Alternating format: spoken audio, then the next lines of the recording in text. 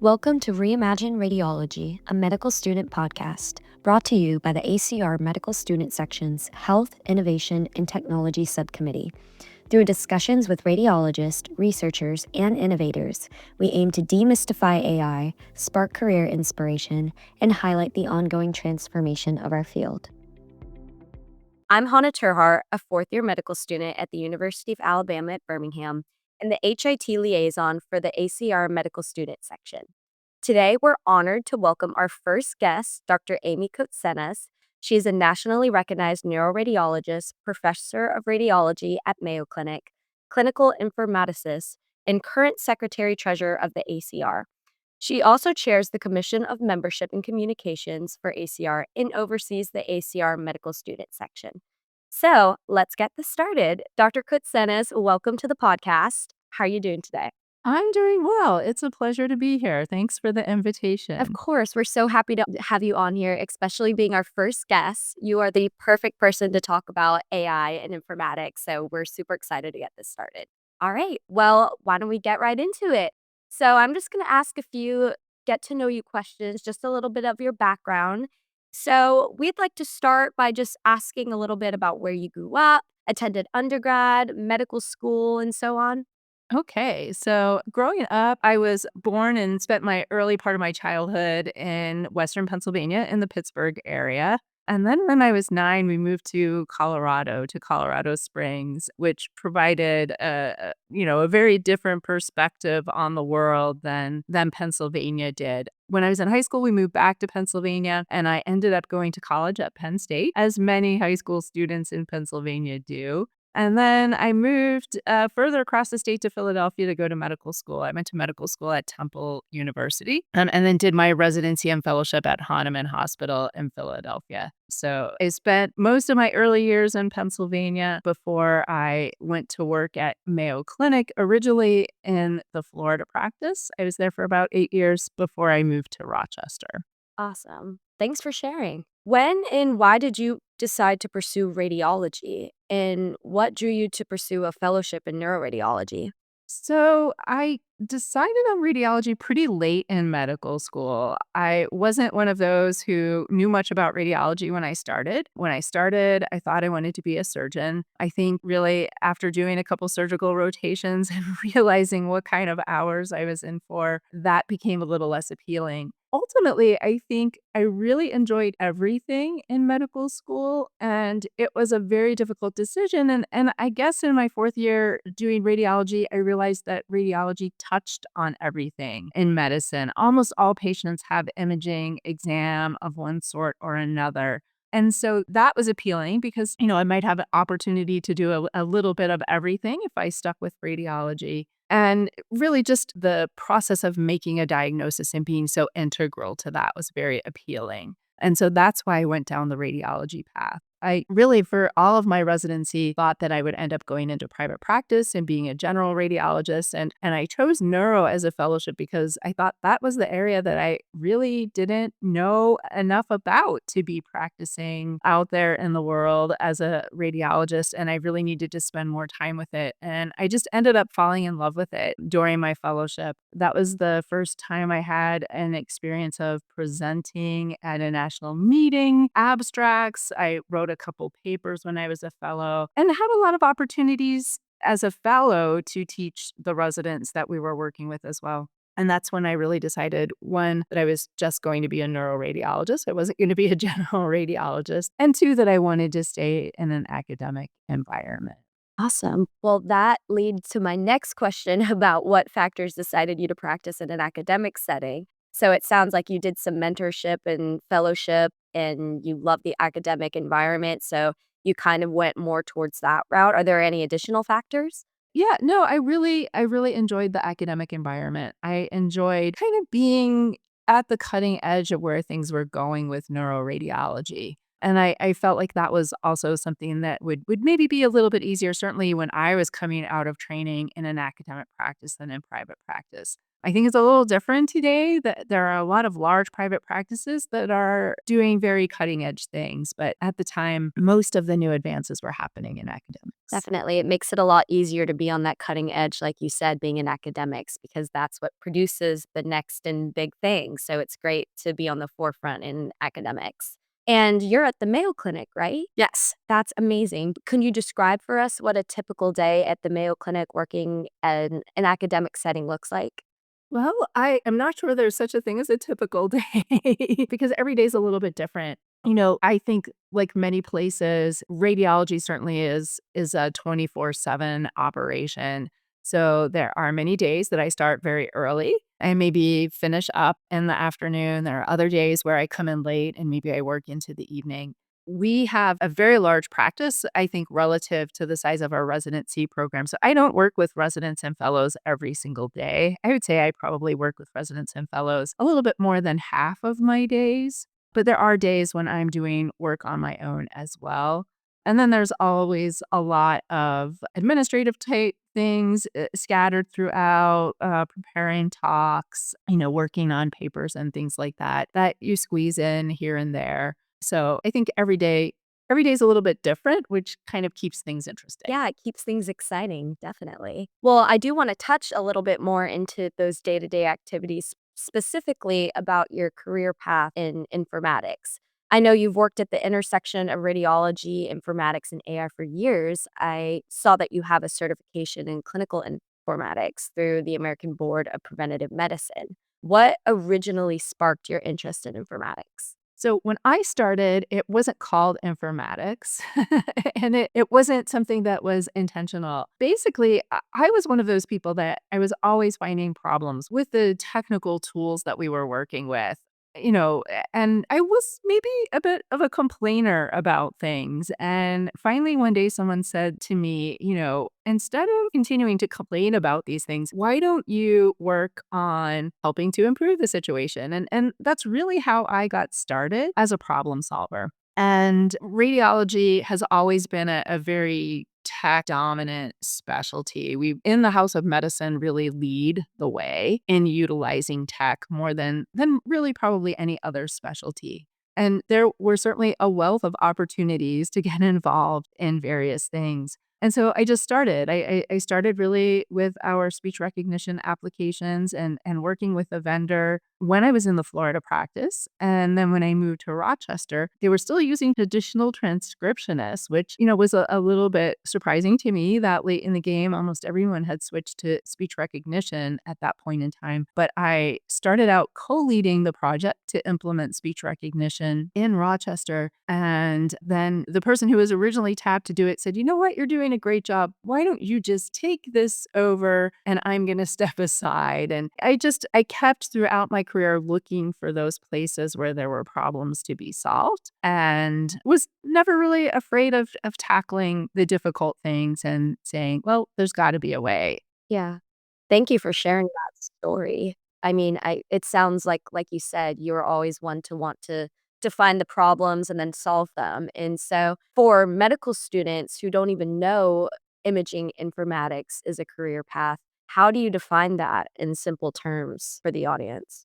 Well, I think it's a varied career path. There are lots of different things that you can do with it. I worked a lot on implementation of technology. I consider myself at this point, my expertise is probably greatest with respect to user experience and making sure that the users have a positive experience with all of the technology that they're working with. But there are so many ways that you can be involved in managing the information that we utilize every day, whether it's managing information that comes out of the electronic health record, things that come from the images themselves, things that are coming from our reports, really just using technology to create our reports. There's a lot of different paths that you can take. And I think maybe one thing that I want to emphasize is you don't have to have been a computer science major, you don't have to have a coding background. I have learned everything that I know on the job. And we have a fantastic team of IT professionals at Mayo Clinic that the clinical folks work with. So working in clinical informatics is really sort of in addition to the clinical work you do, because as a clinical informaticist, I bring that clinical perspective, the perspective of the physicians, the allied health folks, and the patients to the table. And then, other people are the ones that are going to work on coding, or integration of vended applications that you can purchase. I think you don't have to have all of those skills. If you do, it's probably a shortcut to understanding how it all works. But I think there's a lot that you can learn just by doing. Yeah, thank you for sharing because hearing informatics, it's a little daunting to medical students because it's one, they're like, oh, what is it? But two, it sounds like it's all computer science. You have to have some sort of technology background. And so just breaking that down and saying you can be on the clinical side of it and work on gathering the patients, and there's other people to do that portion, really just brings to light that informatics is as a whole, there's so many moving parts, and you can play one part of it without having a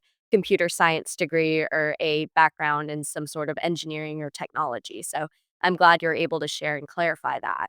No, I was just going to say, I think informatics really requires people with skill sets from, a wide range of backgrounds, right? You need the clinical folks, you need the technical folks. It's really a team effort. And I think any individual can bring a lot of value to the team. Definitely. And for students without home programs or access to informatics mentorship, I know you did mention you don't need a computer science background, but what is the best way for medical students to get exposure and experience early on? Well, I would say anywhere you are, there are going to be people that are working with information and working with information technology. So find out who those people are. And maybe they're in radiology, maybe they're not in radiology, because it applies to all specialties. But find out who those folks are, find out if they have projects you can help out with, find out, what kinds of tools are being used in the hospitals where you're doing your rotations.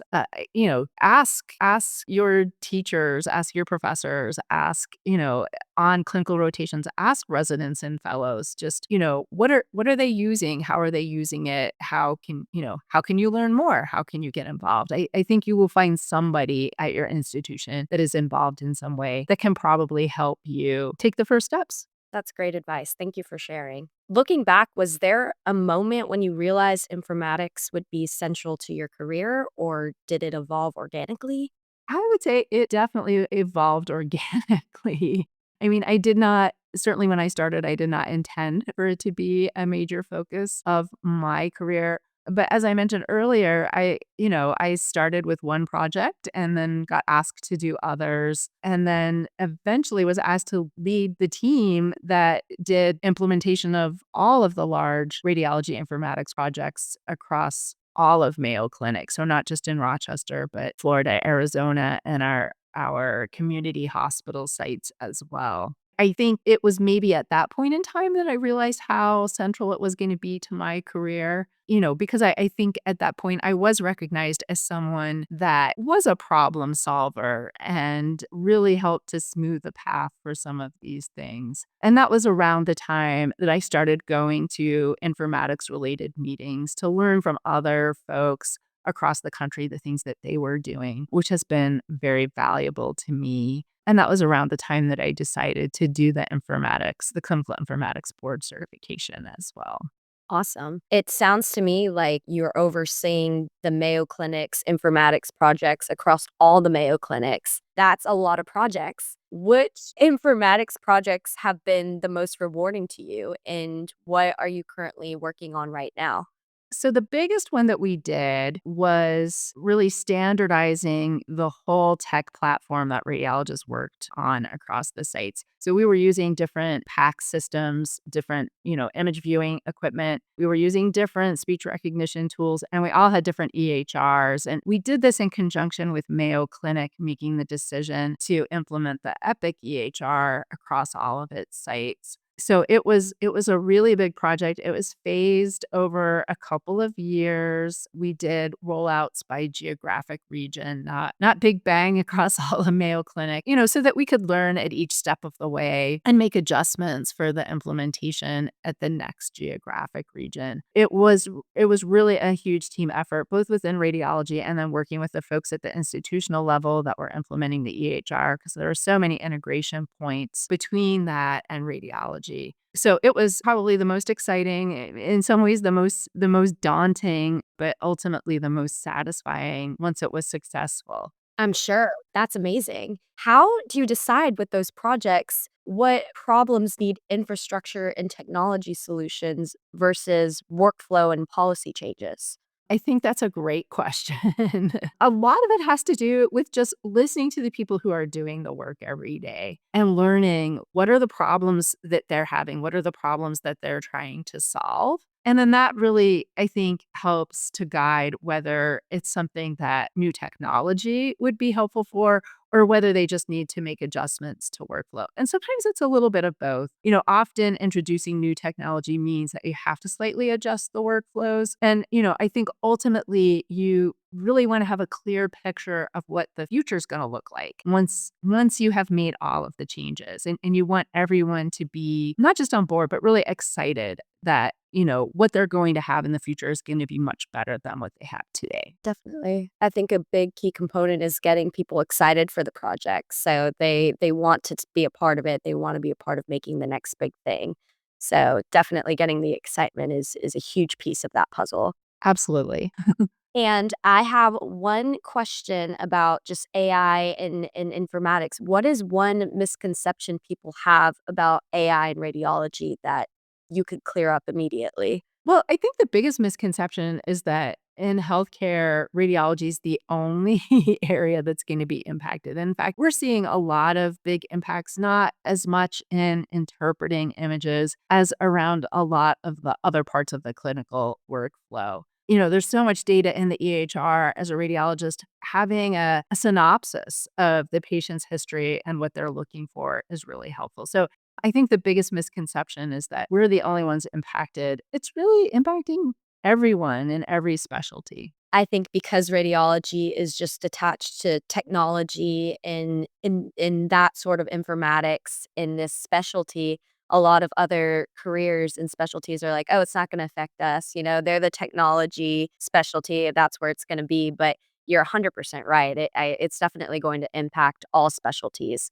Well, some of the early demonstrations of the power of AI, like 10 years ago, it was basically identifying cats and dogs from images on Google, right? And that's why Jeff Hinton predicted that radiology was going to be the most impacted, and that, if this technology can identify cats and dogs today, it can replace radiologists in the near term. And I think for starters, radiology is a lot more complicated than identifying cats and dogs. And I think even Jeffrey Hinton understands that now. But in fact, AI has evolved really to use a lot of language, as much as or maybe even more than image information. And so we're really seeing impacts across the house of medicine.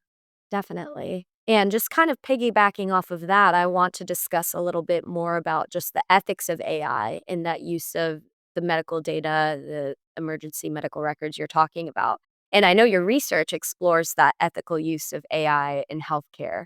What ethical concerns do you think are most misunderstood or oversimplified when it comes to AI in medicine?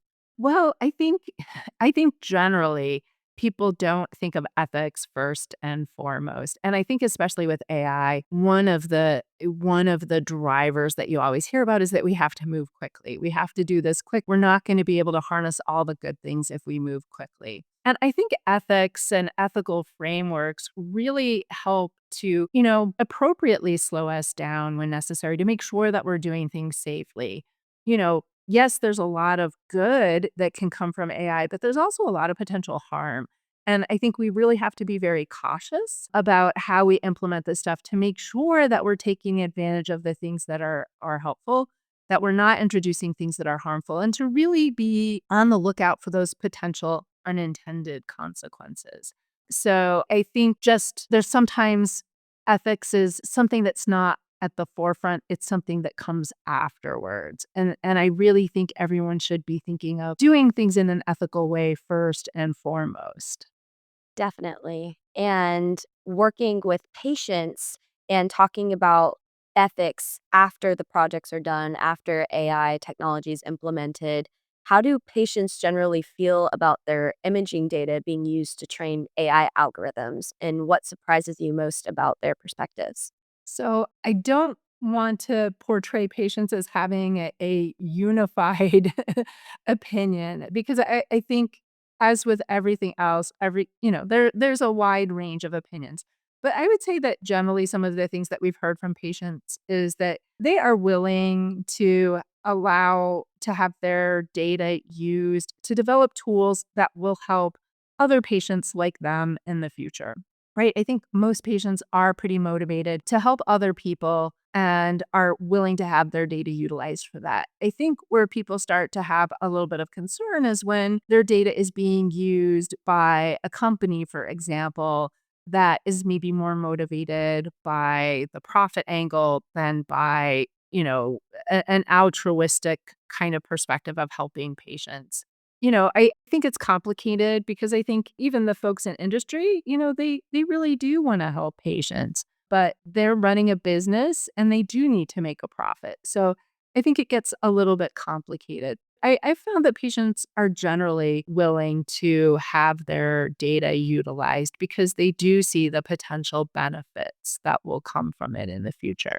Yes, definitely. And talking about these business corporations and balancing that the corporations and what they want versus what the patient wants, is there a point in which the AI development risks outpace the ethical frameworks?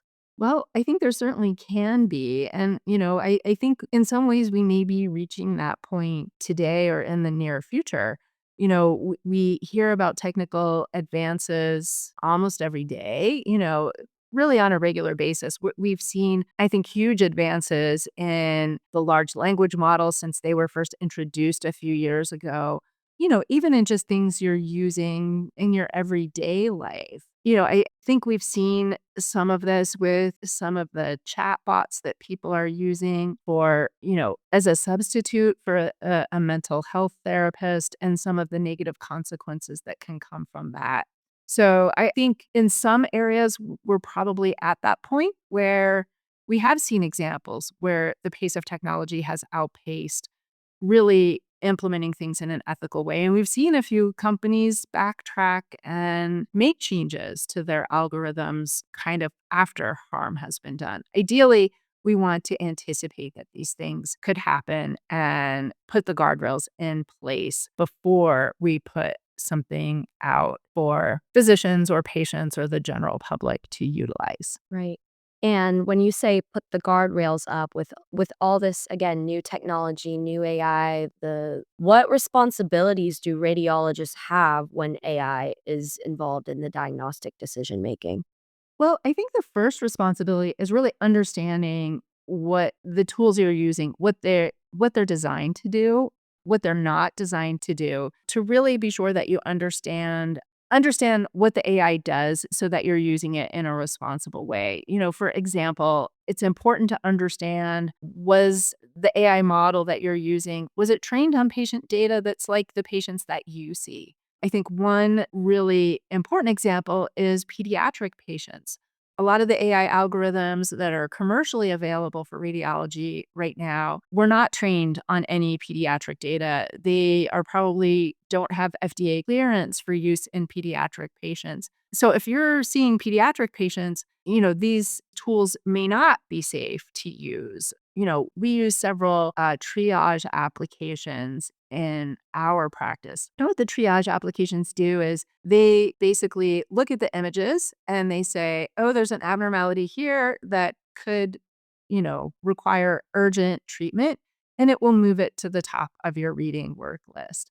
Well, if your reading work list contains a mix of adult and pediatric patients, you have to understand that that AI algorithm is never going to put a pediatric patient at the top of the list. And if that's the case, you need to put an alternative mechanism in place to make sure that you're identifying the urgent pediatric cases, that they don't get dropped to the bottom of the list.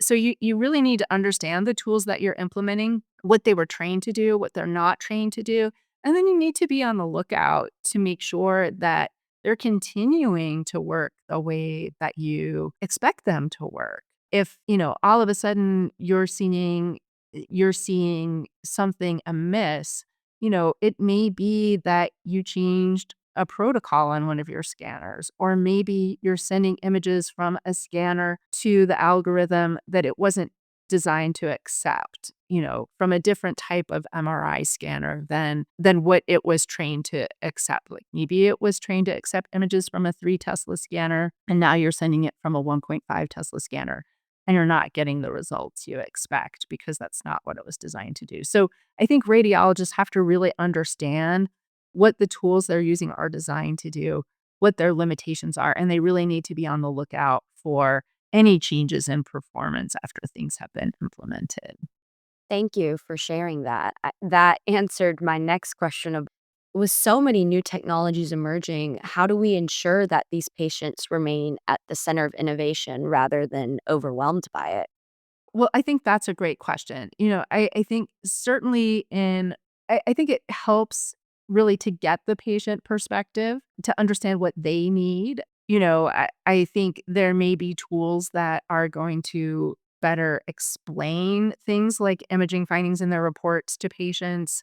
People are starting to develop radiologist avatars that can do that because the radiologists are so busy actually looking at all of the studies. But I think really understanding what the patients need and making sure that they understand how these things work and what the limitations are. I do think that some applications we have to be upfront, transparent upfront with patients that we may be utilizing certain tools to analyze their images. There is something called opportunistic screening that people have been talking about. And it's basically, a patient may, for example, come in to have a mammogram designed to screen for breast cancer. Well, people are developing tools that can identify changes in the arteries on a mammogram that could indicate cardiovascular disease. We need to educate patients that you think you're coming in for a cancer screening test, but maybe we're going to identify some other problem that you weren't necessarily anticipating. So I think that there are going to be lots of opportunities to educate patients around that, to making sure that they understand when we're doing tests for one purpose, we may be able to find other things that, treating early could positively impact their health, but maybe unexpected. And I think patients right now, that's not on their radar.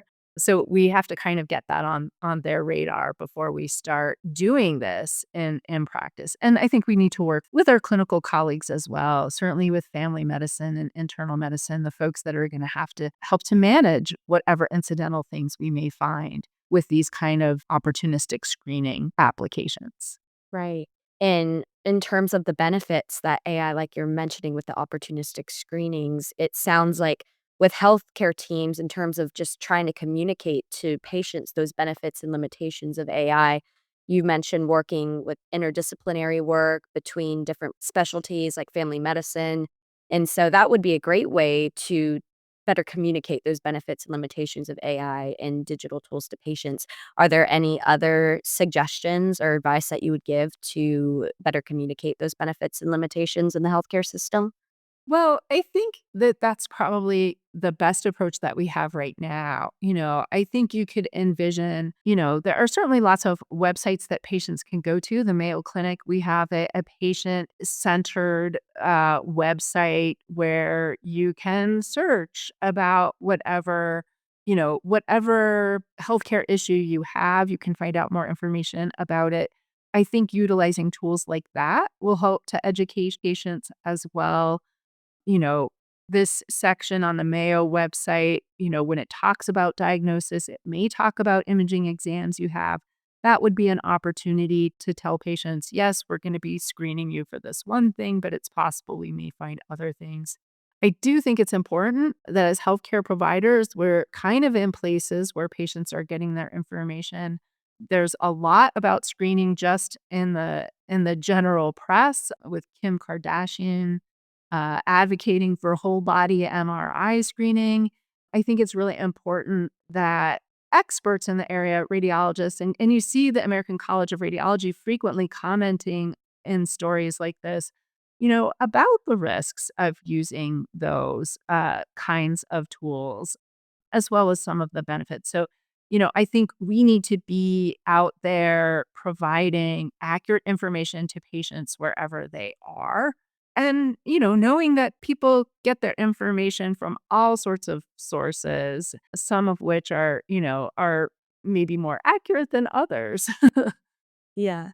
I mean, speaking of Kim Kardashian and utilizing her social media platform to promote that whole body MRI scan, I know you've studied the use of social media as an educational and networking tool in healthcare.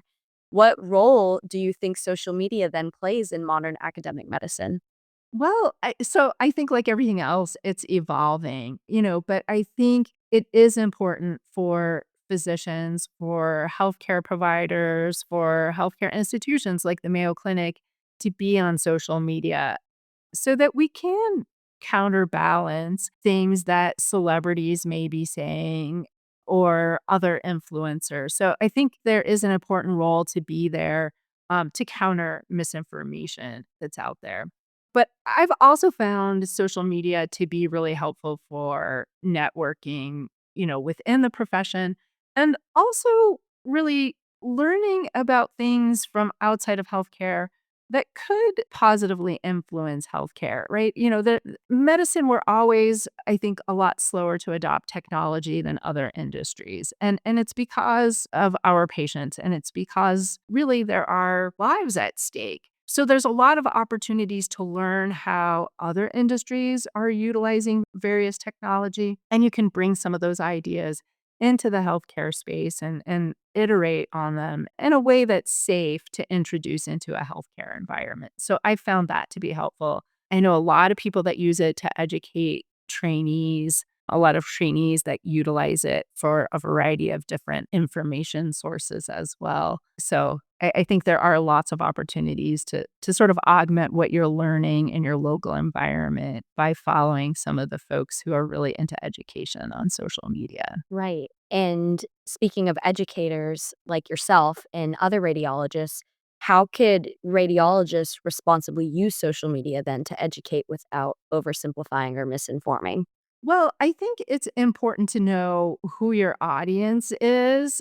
Are you, as an educator, is your goal to educate patients? Because you're going to approach that differently than if your goal is to educate medical students or residents and fellows, or even your radiology peers. So I think the audience is most important for setting that right level of how you're going to approach how you're gonna speak with them, what you're gonna share, how you're gonna share it, etcetera.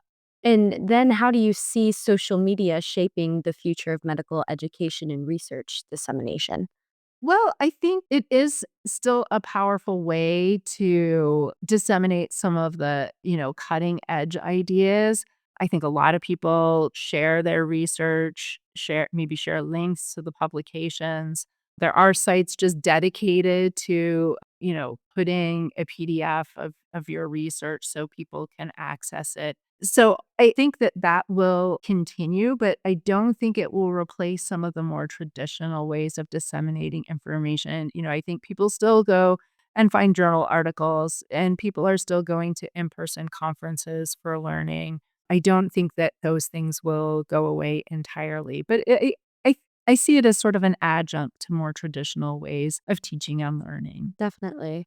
And speaking of dissemination of just articles and blog posts, I did read your ACR blog post last week, and you wrote beautifully about what it means to be a fellow of the American College of Radiology and the impact of watching your first convocation when you were talking about it last week. In your view, what role should professional organizations like ACR play in setting standards for AI education and ethical use in medicine? So I think there's a huge role for societies like the ACR. And in fact, the ACR has always done this with all of the technology that we see in radiology. ACR is well known for setting quality and safety standards in medical imaging, and the same is true for AI. We have developed and are developing programs that look specifically at safe implementation of AI, helping radiologists to understand how various applications would work in their practice before they implement things, helping radiologists to understand what kinds of tools they need to monitor on the back end to make sure that the AI tools are continuing to perform as expected. So the ACR is really at the forefront of a lot of quality and safety initiatives. And in fact, with respect to ethics, the ACR really convened a group of leaders from multiple radiology societies. It was like 2019, 2020. It was, I think it came out during the pandemic to publish a paper on ethical implementation of AI.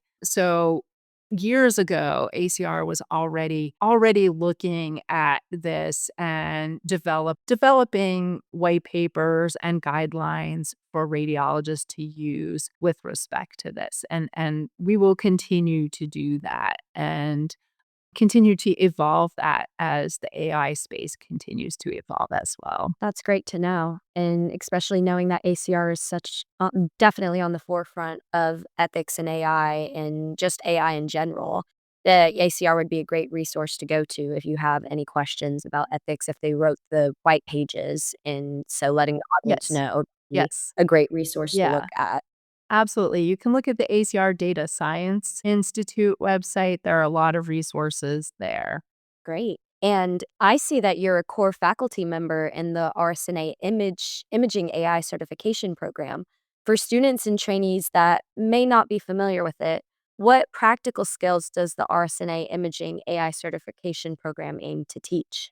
So it is really focused on teaching a lot of the skills for, I would say, for radiologists who are working in the imaging informatics space or aspire to do that. So people like me many years ago who saw problems and wanted to get involved. It really is sort of a step by step, what are the basics that you need to understand about AI, how it works? What are the things you need to think about when you're thinking about implementing AI? How do you find appropriate tools? How do you implement them? How do you educate the end users in your practice? So it's kind of like a step-by-step guide for those folks who want to lead the teams that are going to be doing this sort of stuff. We're starting to bring in some of the more day-to-day kind of working with AI in some of the I'm working on a neuroradiology focused certificate now, and we're really looking at bringing in some of the what are the different applications that a neuroradiologist could use? What are the benefits of using these tools? What are some of the risks so radiologists are familiar with it? So this neuroradiology focused certificate will be coming out later this year. Well, that's exciting. Congratulations Yeah. on getting that off the ground and running. It sounds like just even the RSNA AI certification program in general is just a great way to bring these people in the program just insights and the tools and perspectives needed to conquer and work with AI. So that's amazing. Thank you for sharing. From your perspective, where is AI already meaningfully improving radiology workflows today, even if it's behind the scenes?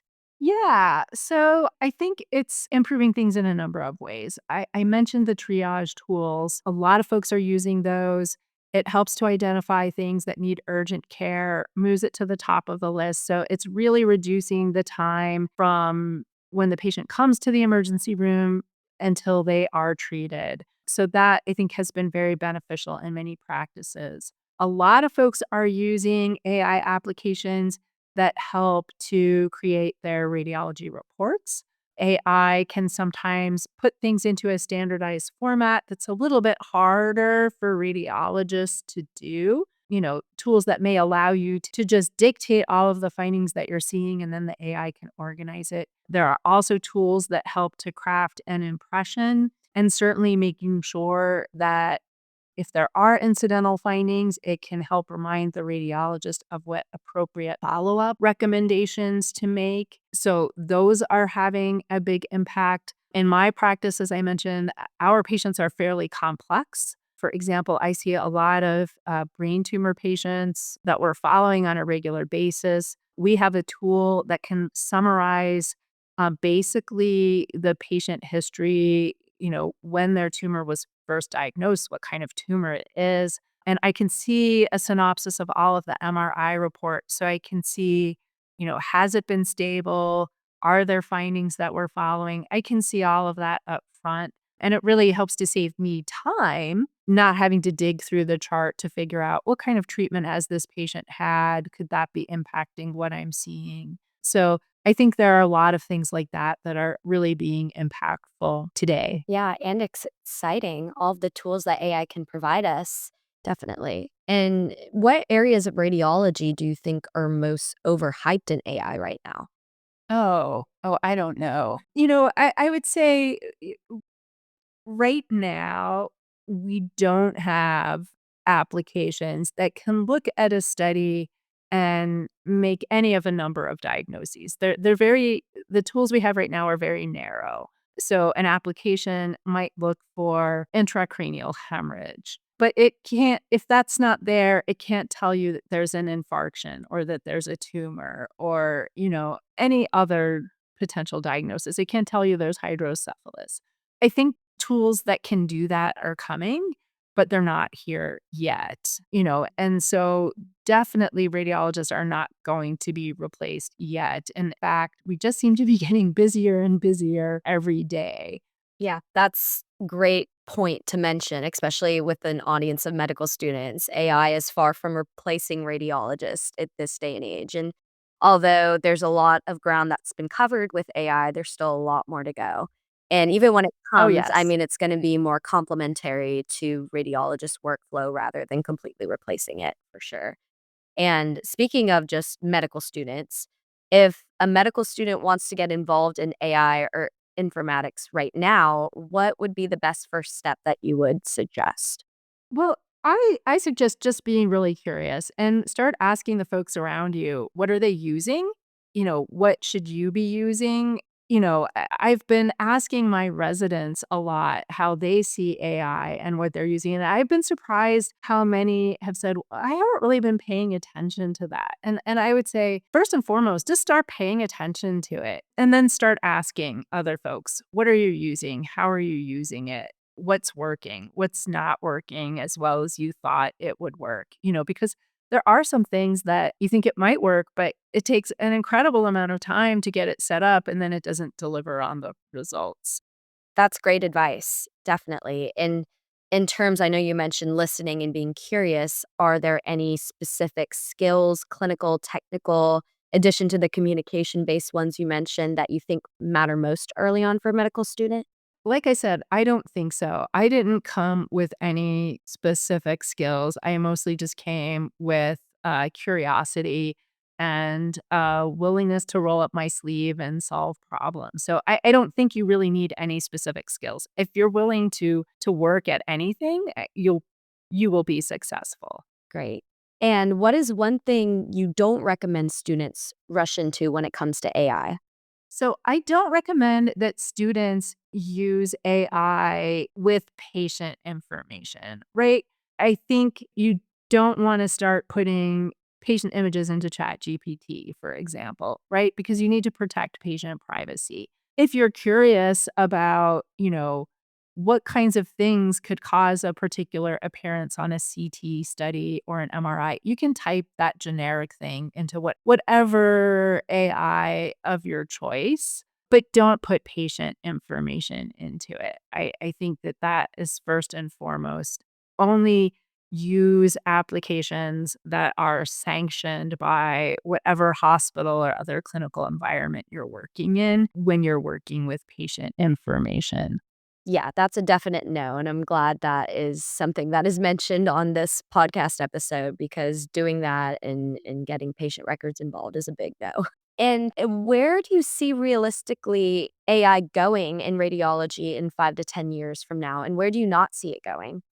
So I think we'll start to see AI applications that really can do a little bit more of the workflow. I think we'll start to see applications that maybe identify a subset of the images that are normal and maybe take those out of the workflow or put them into a separate workflow. So it may be possible that some of the things that we're looking at are the more complicated studies. That will have an impact on how much work we can do. So I think, I don't know, there's so many things changing so quickly. I think it's hard to predict what will happen in 2 years, let alone 5 or 10. Well, even though it's changing and changing fast, I feel like it's exciting. And with that, what gives you the most optimism about the future of technology in patient care? Well, I think probably the thing that gives me the most optimism is knowing that we've done this before. Even just over my career in radiology, we have implemented so many technical advances. The way that I do my job today is radically different than it was when I started in practice. And we have successfully navigated that in the past. And so I think we are well equipped to navigate whatever comes down the pike in the future. I think radiologists in particular, we are used to these technical changes and, I think in many ways look forward to them and all of the positive impacts that will have on us and our workload, as well as all of the positive impacts it will have for our patients. For sure. And as a medical student just going into radiology, I'm excited to see where the future of radiology is going to go in the next 5, 10, 15 years from now. And talking to someone like as yourself that is on the forefront in developing those new technologies and AI, it's great to hear your insight and just giving us a glimpse into what AI might be looking like in the next couple of years from now. And with that, I just have some concluding questions, just a few. What are some goals you're currently working towards, passion projects or otherwise? Well, I'm really working on helping to educate trainees about AI. I would have anticipated that when I asked my residents, they would have been way ahead of me and all of the staff. And I was surprised to find that many of them are not. And so just helping them to get excited and curious and take some of the first steps with it. That is something that I'm really interested in right now at this point in time. Right. And this podcast series, I think, is going to be a great first start for medical students, just in terms of getting people knowledgeable about AI and talking and demystifying the what has been said about it. So this is definitely a great first step, at least for the medical student audience, to get into this and to have people like yourself on here talking about it. And I will definitely send my students I will definitely recommend the podcast series to them so that they can Oh, listen to great. it as well. Yeah, we're excited. I'm looking forward to whatever guests you have coming up next. Wow, I am too. I mean, it's gonna be a great series. I'm very excited. And also, where could listeners find you online or social media? I know we'll be putting this out, but just in terms of your social media handles, where can we find you?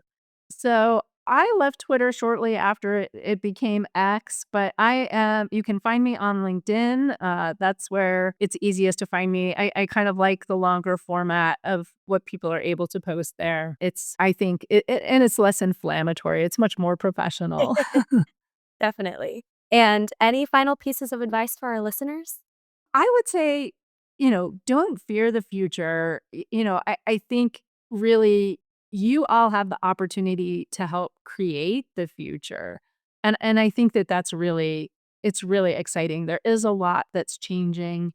And, in many ways, I wish I was just starting my career because there would be so many opportunities to really have an amazingly positive impact on patients and healthcare in the future. Well, Dr. Kotsenas, you're having impact right now, even though you're not going into the field, you're the one developing the field. So you are definitely making an impact, obviously, on patients and the future students of radiology to come.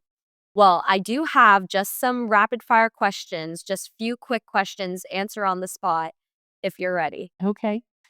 What is one AI buzzword you'd happily retire? No goodbye party required.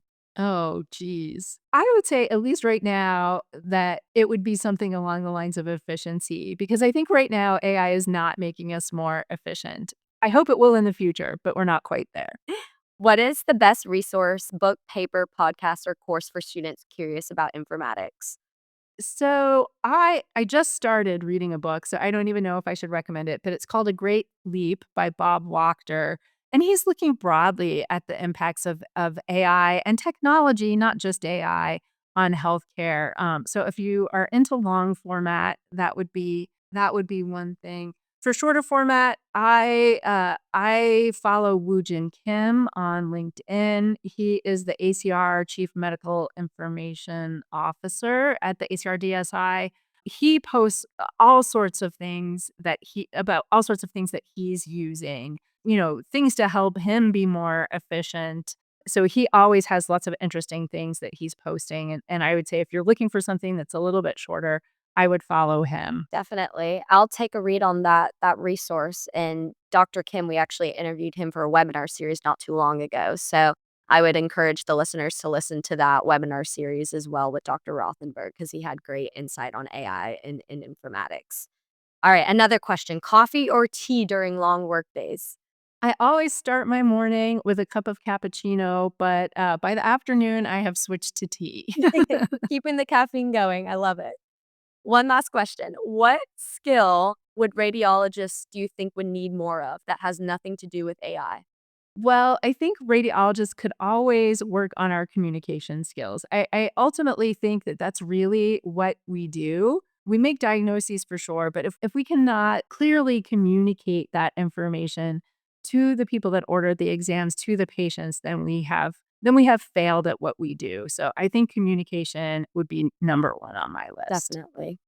Well, that is it. That is all the questions that I have. Dr. Kotsenas, thank you so much for sharing your time and your insight and leadership with us today. Your perspective is incredibly valuable, especially for medical students navigating the future of radiology. We're so grateful for your mentorship and for the work you continue to do to advance the field.